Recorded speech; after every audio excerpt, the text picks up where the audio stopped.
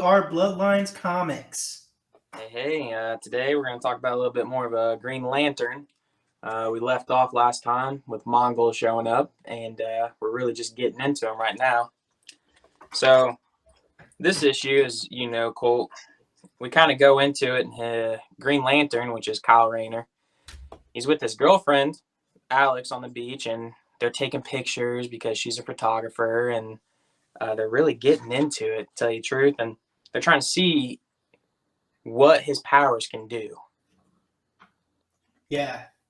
And, with Green Lantern being almost as powerful as Superman even, it's pretty, just wanting him to get stronger and better. So, still not quite there yet, but Mongul will definitely put him to the test.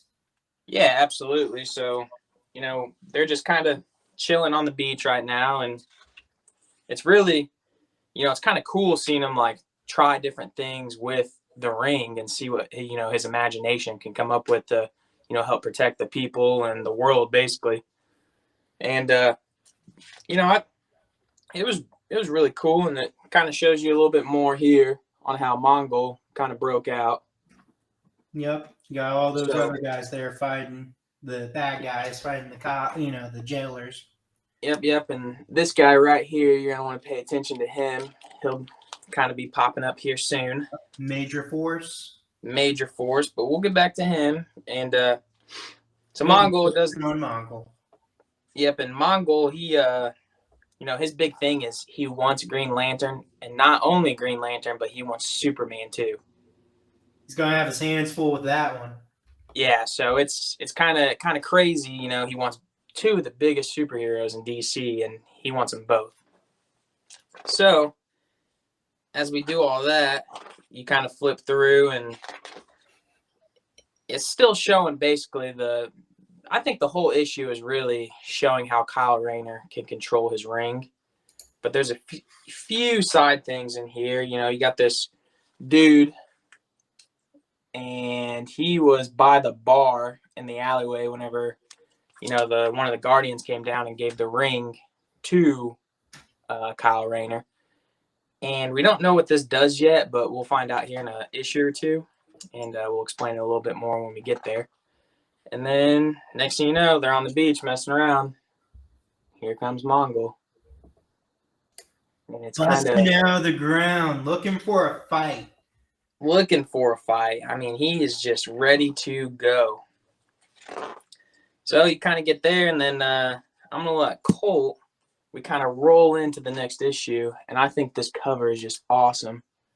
Oh, I like that cover. I love how Superman's cape's expanding out, and then you got Green Lantern there with the power ring just pushing out its power, So. Yep, and one thing I noticed too about the issue was Superman's got his long hair. He's not that normal clean cut Clark Kent like we're used to these days. It was the 90s, Nick. The 90s. Absolutely. That's a straight mullet. Superman had his mullet in early 90s. It was like 93, 94 whenever these issues were coming out. This was right before the death of Superman because 0 Hour happens, and then the death of Superman, he dies with the mullet, and I believe he comes back without it. Yep. We'll have to get more into that. So, you wanna lead him into it? Yeah, I'll lead him into this one. This was a good issue. I think I got to see some action. Sorry. Of Superman taking on the Mongul, and that's always something that kind of it's one of my favorite fights between Superman and Mongul. Not this fight in particular, but it's much like whenever Superman takes on Darkseid, except for Mongul's nowhere near as powerful as Darkseid. But they're always one of the two big villains that you're typically guaranteed to see him fight, and it becomes even more interesting because this is actually a huge moment in the history of comic book writing, because this is the moment that Green Lantern loses that stupid weakness of, where he can't do anything against the color yellow. And it's always been kind of talked about and even made fun of by his own Green Lantern series about how he doesn't have that, the color yellow affects him. How dumb's that? and they even pointed out and laugh about it. But that was pretty cool. Yeah. From this moment forward, it's no longer there. And it's even, as you flip through the issue a little bit, you kind of get to the point to where even Superman is questioning it because he doesn't quite understand it. And, you got that yellow, the yellow color. What was that called? It's the color of his skin, if that's what you're talking about. Yeah, I think it said in here it's called a yellow shifted energy or something. I don't know, but he was like, doesn't the color of Mongul's skin affect you because it's yellow? And Kyle Rayner says, didn't hear anything about it. The only thing that seems to affect me is whenever I start to lose concentration. And then Superman, of course, goes off with, well, concentrate now because we got to attack him. So, pretty cool. Yeah, absolutely. But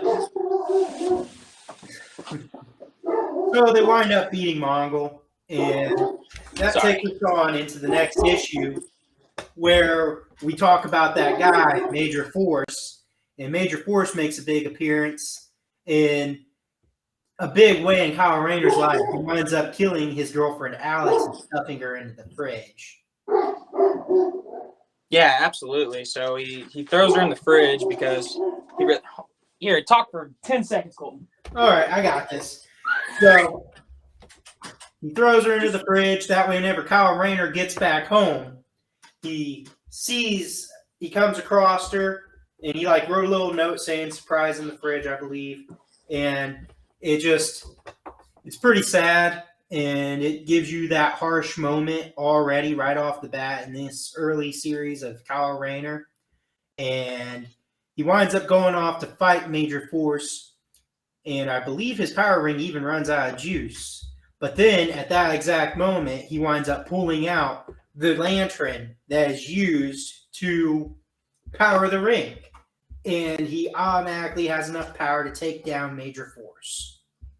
Yep, absolutely. And the whole reason, too, Major Force, he comes in and he does it is because he gets hired, and he's trying to figure out, Green Lantern wants to know who hired him. And really the only reason his girlfriend was alone was because something was going on in the city, and it's basically like a quake. I forget what they call it, but it's like a time rift almost.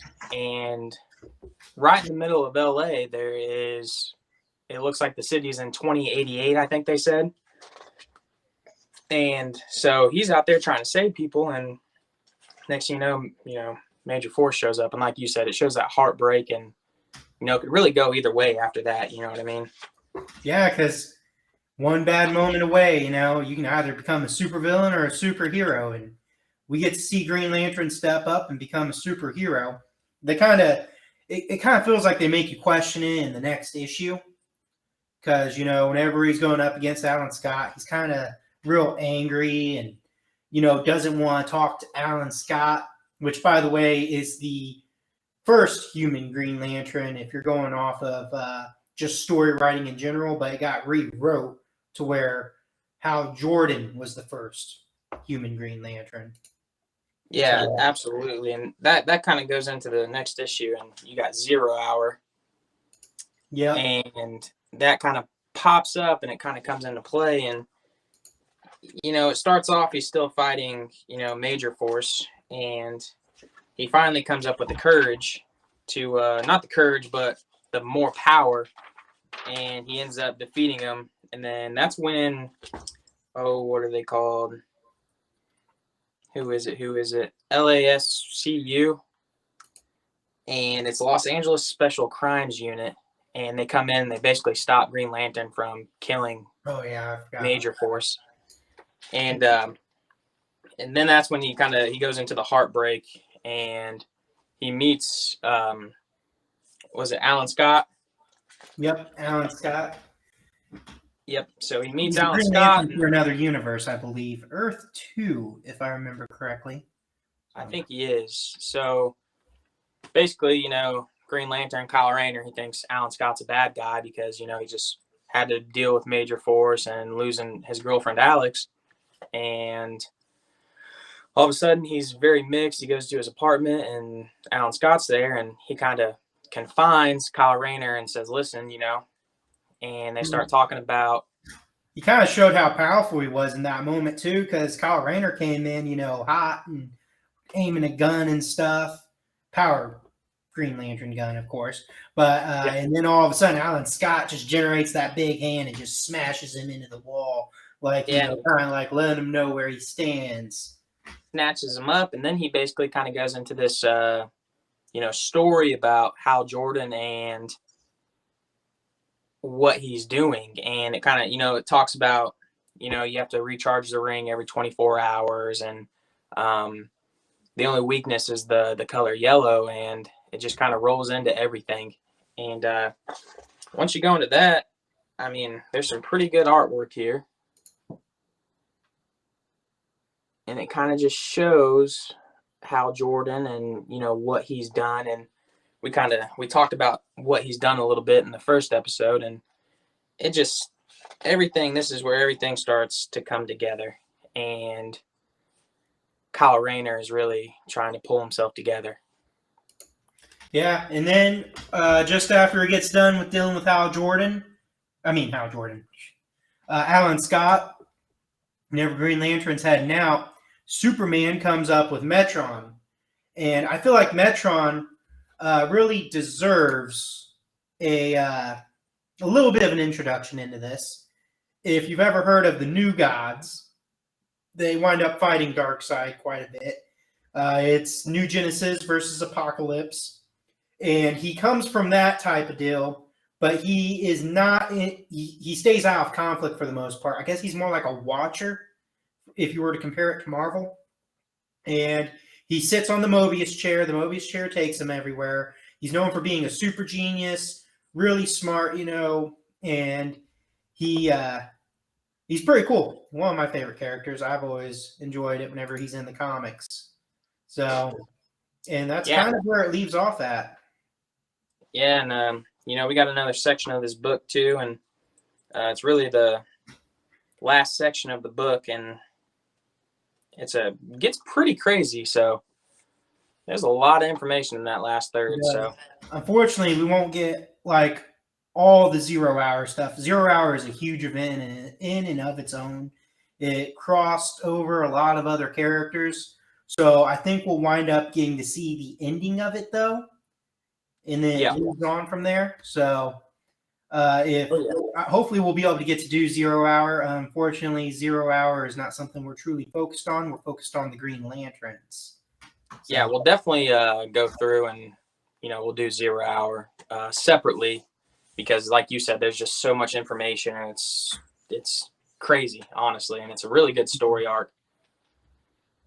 I haven't personally read it yet, but I would love to. So that's something we can learn and do together, Yeah. So, well, that's what we've got for now. So we'll talk to you later. Bloodlines out. See you guys.